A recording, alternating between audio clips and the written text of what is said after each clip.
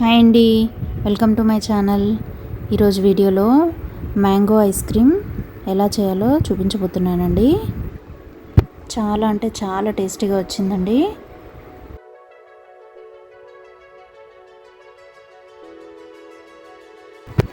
బయట తెచ్చుకునే ఎటువంటి క్రీమ్స్ కానీ మిల్క్ పౌడర్స్ కానీ ఏవి యూజ్ చేయకుండా చేశానండి. వీడియో స్కిప్ చేయకుండా చూడండి, తప్పకుండా నచ్చుతుంది మీకు. సో లేట్ చేయకుండా ప్రాసెస్లోకి వెళ్ళిపోదాం. ముందుగా ఒక హాఫ్ కేజీ మ్యాంగోని తీసుకున్నానండి నేను ఇక్కడ. అయితే సీజన్ స్టార్టింగ్ స్టేజ్ కాబట్టి కొద్దిగా పుల్లగా ఉందండి ఈ మ్యాంగో. బంగినపల్లి మ్యాంగోనే కానీ కొద్దిగా పుల్లగా వచ్చింది టేస్ట్. అయితే దీనికి నేను షుగర్ కొంచెం ఎక్కువ యాడ్ చేసుకున్నానండి. సీజన్ అయ్యే కొద్దిగా స్వీట్గా వస్తాయి కదా, మీరు అప్పుడు షుగర్ చూసుకొని వేసుకోవాలి, స్వీట్ ఎలా ఉందో చూసుకొని వేసుకోవాలి. సో వీటిని పీసెస్గా కట్ చేసుకొని ఒక మిక్సర్ జార్లోకి వేసుకున్నానండి.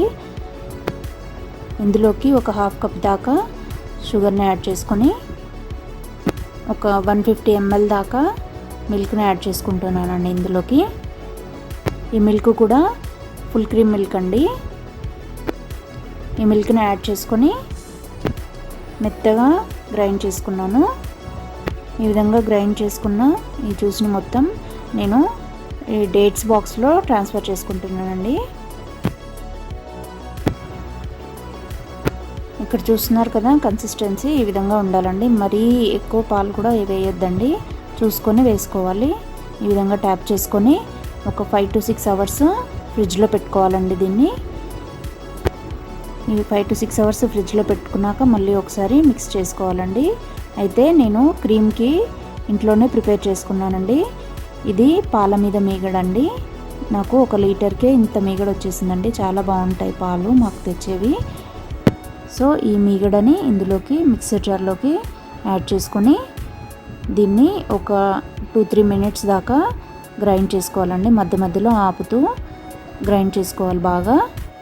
అంటే క్రీమీ టెక్స్చర్ వచ్చే వరకు గ్రైండ్ చేసుకోవాలి. ఇక్కడ చూస్తున్నారు కదా, ఈ విధంగా రావాలి. ఆ ఒక హాఫ్ కేజీ మ్యాంగోకి ఈ క్రీమ్ అయితే సరిపోతుందండి. మనం బయట అంత పెద్ద ప్యాక్ తెచ్చుకునే కంటే ఇంట్లోనే ఇలా ఎప్పటికప్పుడు ఫ్రెష్గా చేసుకోవచ్చండి.